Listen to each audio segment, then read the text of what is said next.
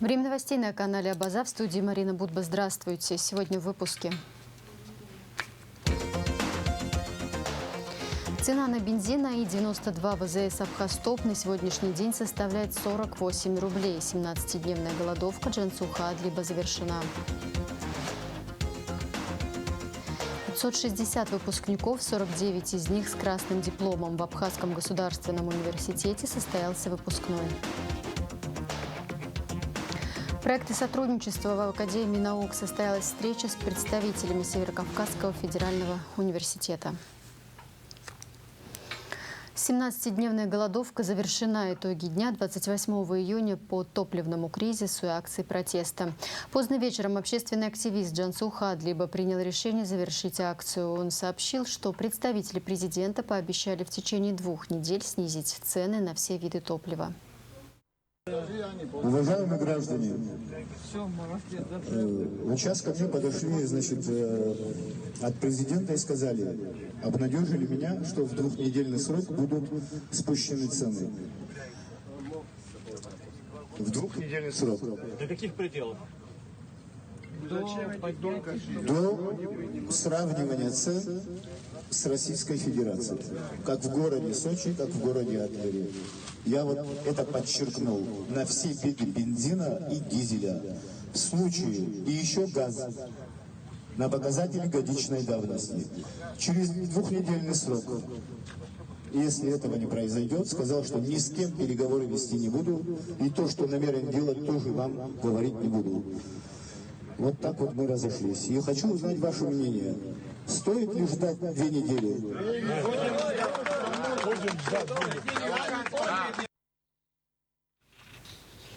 Информация из социальных сетей и страниц информагентств. Вечером 28 июня президент Аслан Бжани принял представителей республиканского унитарного предприятия «Абхазская государственная топливная компания». Как сообщается на странице АГТРК в Фейсбуке, обсуждены вопросы регулирования цен на топливо и нефтепродукты. Президенту были предоставлены все документы о порядке формирования цен и сертификаты качества продукции, закупаемой и реализуемой РУП, а также отчет о новой цене на бензин АИ-92, который на сегодняшний день составляет 48 рублей. В правительстве состоялось совещание по вопросам социально-экономического сотрудничества между Республикой Абхазия и Российской Федерацией. Абхазскую сторону представлял премьер-министр Александр Анкваб и члены Кабинета министров, руководители профильных ведомств. Российскую делегацию возглавлял заместитель министра экономического развития Дмитрий Вольвович. Вице-премьер-министр финансов Абхазии Владимир Делба проинформировал участников совещания об оказании в 2022 году финансовой помощи на цели социально-экономического развития Республики Абхазии, в том числе по вопросам подписания протокола к соглашению о повышении уровня заработной платы отдельным категориям работников бюджетной сферы Республики Абхазия, о ходе реализации плана мероприятий по устранению нарушений по итогам проведенной федеральным казначейством проверки использования средств российской помощи в 2019-2021 годах. На совещании были рассмотрены другие вопросы двустороннего сотрудничества, в том числе по новым проектам в сфере здравоохранения и в целом социальной сферы. Александр Анкваб и Дмитрий Вольвович отметили важность более оперативного прохождения процедур согласования при реализации мероприятий, поскольку сроки напрямую влияют на формирование окончательной стоимости предполагаемых работ. Находящаяся в Абхазии с рабочим визитом делегация Минэкономразвития Российской Федерации во главе с заместителем министра Дмитрием Вольвовичем и вице-премьер-министр экономики Абхазии Кристина Узган посетили инфраструктурные объекты, восстанавливаемые на средства инвестиционной программы содействия социально-экономическому развитию Республики Абхазия, в том числе полигон бытовых отходов в селе Кацыкыт Гулрипшского района. Также российская делегация посетила подстанцию Алахадзы и международный аэропорт Сухум имени Владислава Ардзенба, сообщает пресс-служба Министерства экономики. Россия и Абхазия подпишут соглашение о содействии в реализации государственной программы социально-экономического развития Республики Абхазия на 2022-2025 годы. Соответствующее поручение делегации Российской Федерации дал премьер-министр Михаил Мишустин. Соглашение предусматривает повышение зарплат бюджетникам в сфере образования, науки и здравоохранения, обеспечение лекарствами граждан России, проживающих в Абхазии, повышение материально-технического обеспечения МВД и другие цели.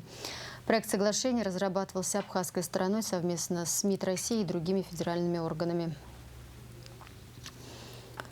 Вопрос о представлении президенту Республики Абхазия предложение о подписании протокола о внесении изменений в соглашение между Республикой Абхазия и Российской Федерацией о порядке и условиях софинансирования за счет средств Российской Федерации повышения заработной платы основных категорий работников государственных учреждений Республики Абхазия в сфере здравоохранения, образования, науки, культуры, спорта и социального обслуживания граждан рассмотрят 30 июня в ходе очередного заседания Кабинета министров.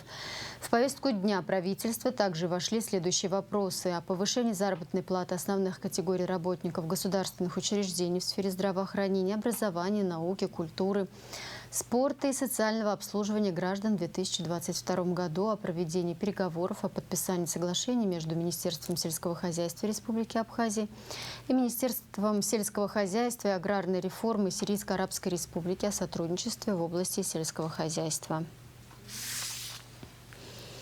Министр юстиции Андрей Барциц и руководитель службы судебных исполнителей Зураб Барциц участвуют в проходящем с 29 июня по 1 июля юбилейном 10-м Петербургском международном юридическом форуме, сообщает пресс-служба Минюста.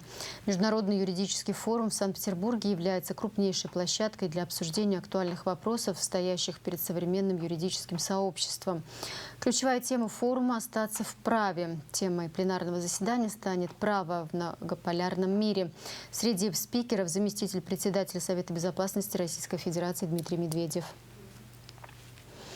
Внешняя политика. Сирийско-Арабская Республика признает независимость Донецкой и Луганской народных республик, сообщает РИА Новости со ссылкой на информагентство САНА. Те, в свою очередь, ссылаются на внешнеполитическое ведомство страны. В середине июня президент Сирии Башар Асад заявил, что распорядился начать соответствующую процедуру.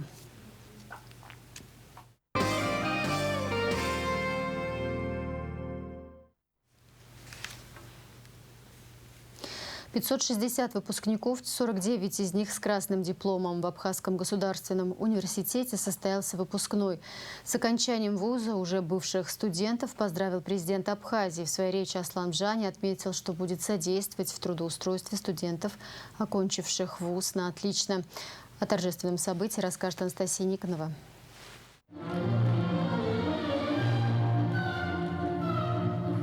Вот они, выпускники с красным дипломом и множеством планов на будущее. 49 уже бывших студентов главного вуза Абхазии сегодня получили долгожданные красные книжки. Ректор АГУ Олег Угварами отметил, что всего в 2022 году АГУ окончили 560 человек. Из них, конечно, мы сюда пригласили только тех, которые особо отличились и в учебе, и в общественной жизни. 49 человек окончили университет на красный диплом. Много тех, которые не получают красный диплом, но учились на 4 и 5. Небольшое количество тех, которые учились на одни тройки.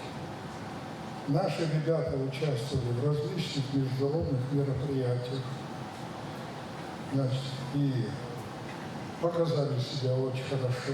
Поздравить студентов-отличников с окончанием вуза пришли президент Аслан Бжани, спикер парламента Лаша Ашуба, депутаты, члены Кабинета министров, руководитель представительства Россотрудничества. Студенческие годы – это особое время, которое каждый человек хранит в своей памяти с большим теплом, отметил, обращаясь к студентам, глава государства Аслан Бжани. У каждого из вас свой уникальный путь. Впереди у вас у всех много побед и достижений.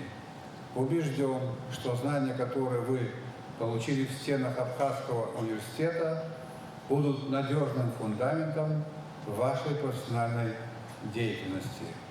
Хотел бы выразить благодарность ректору АГУ Олегу Алексеевичу Угварами и профессорско-преподавательскому составу за труд, важность и значимость которого невозможно переоценить. Но все понимаем, что развитие государства невозможно без качественного образования. Задача государства также состоит в том, чтобы у молодых людей были возможности реализации своего потенциала. Уважаемые выпускники, пользуясь случаем, хотел бы предложить вам следующее. Вот все, кто окончил наш университет на красный диплом, имеют право непосредственно ко мне обратиться по поводу вашего трудоустройства. Я этот процесс буду контролировать, и через какое-то время мы подведем итоги. Затем президент вручил дипломы студентам юридического факультета АГУ.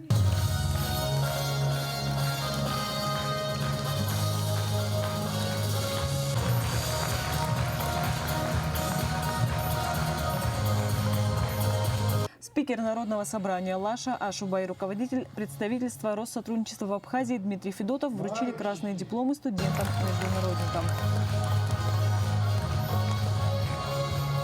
Я хочу всех поздравить с сегодняшним днем.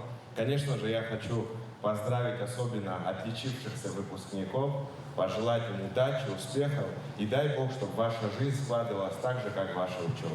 Добрый путь, ребята!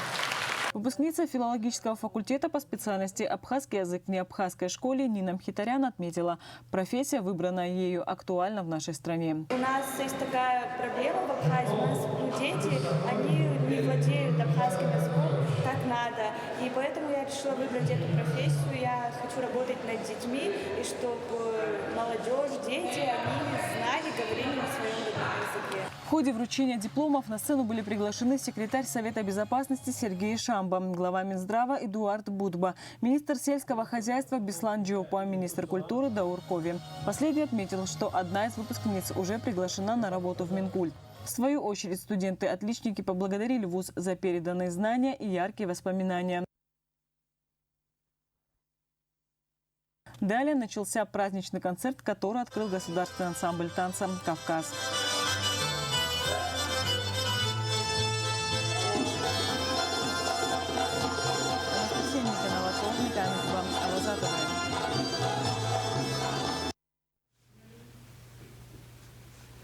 В Академии наук состоялась встреча с представителями Северокавказского федерального университета. Стороны обсудили проекты сотрудничества в области повышения квалификации научных сотрудников Академии в российских лабораториях, написание совместных публикаций и другие формы сотрудничества. Подробности у Марианы Котовой.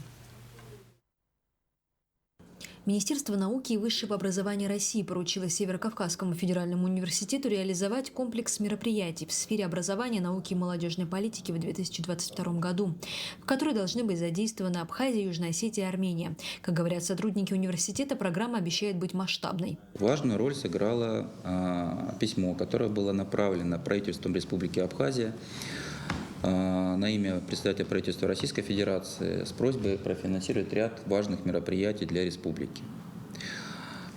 Соответственно, вот такая высокая инициатива получила поддержку в Москве, получила поддержку в Министерстве иностранных дел, в Министерстве науки и высшего образования. И так как наш университет продолжительное время работает с образовательными и научными организациями республики, нам будет поручено это направление. Проект также предусматривает повышение квалификации 55 научных сотрудников Академии наук Абхазии. Но эта цифра удивила членов Академии наук. По их словам, в республике вряд ли наберется такое количество ученых, нуждающихся в стажировке. Кроме того, абхазская сторона подчеркнула необходимость повышения квалификации сотрудников в конкретных лабораториях по конкретным направлениям, необходимым абхазской науке сегодня. Мы нуждаемся в каких-то адресных стажировках молодых специалистов в работающих лабораториях, куда бы они могли бы приехать и провести там 2 недели, 3 недели, занимаясь освоением конкретных интересующих сегодня нас методик, которые представляют собой, так сказать, методики современного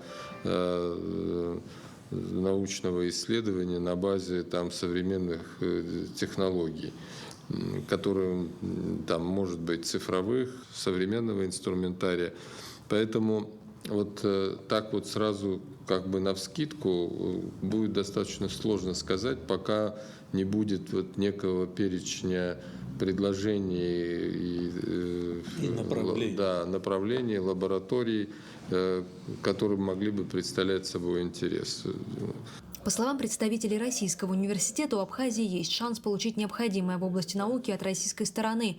Нужно только не ждать, а самостоятельно формировать запрос. Все, что сейчас нам необходимо, это понимать, что нужно. Мы сейчас занимаемся тем, чтобы получить под это финансирование. И вероятность получения очень высокая. То, что есть указание Академии наук российской работать, это их направление, они должны делать. Мы делаем то, что сейчас нам может поручить наше министерство, Министерство науки и высшего образования. Я думаю, что, исходя из этого, у нас есть хорошая возможность использовать ситуацию на пользу. Российская сторона готова оказывать помощь в оплате транспортных расходов и проживания на момент прохождения стажировки. Но и Академия наук должна поучаствовать в командировочном обеспечении своих сотрудников. Так говорят представители Северокавказского федерального университета.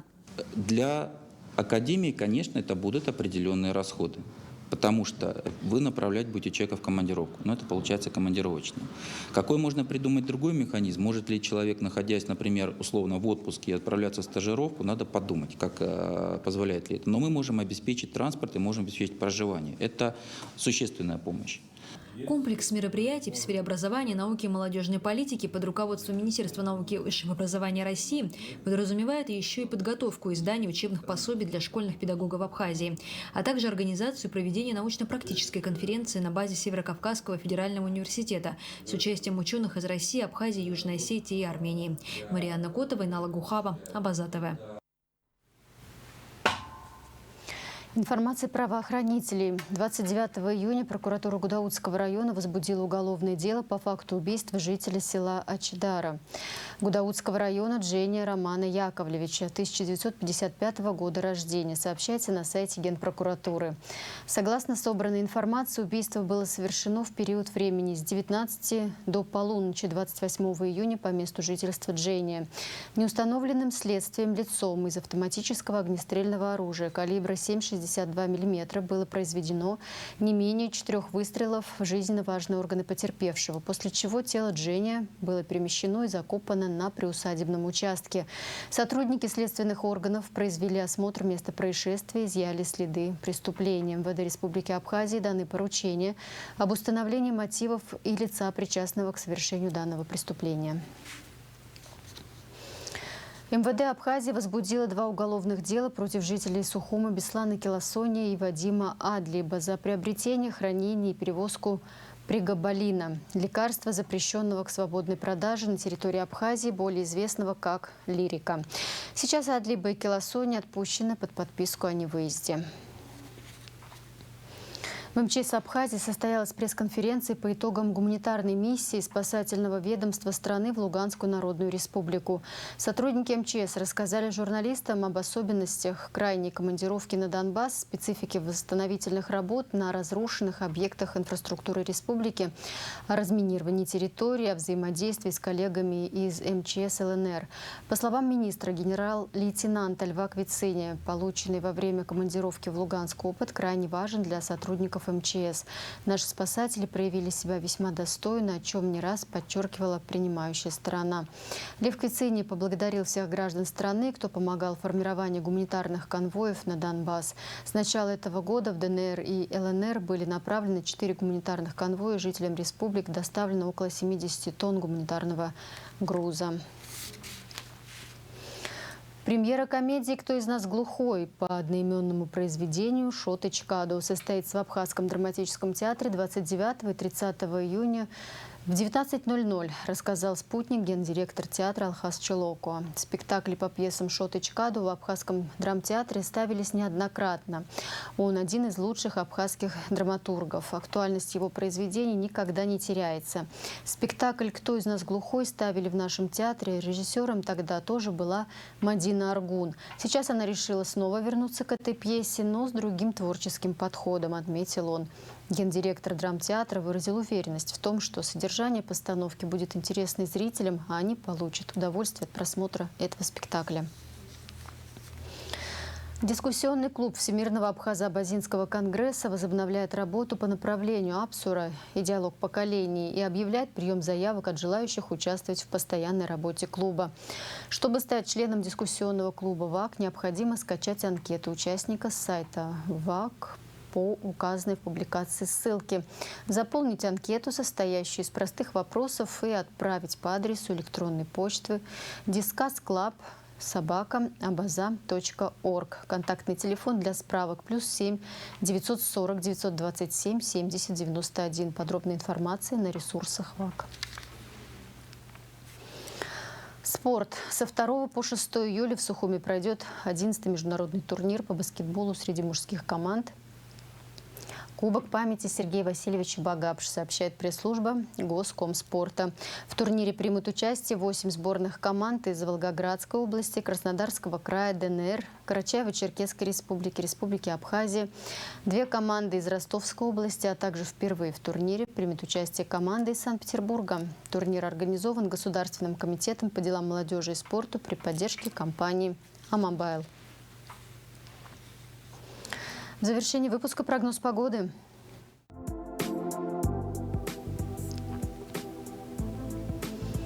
В четверг, 30 июня, в республике облачно с прояснениями погоды, местами кратковременный дождь, гроза, туман. Температура воздуха ночью +15, +20, днем +22, 27. Температура морской воды 23 градуса.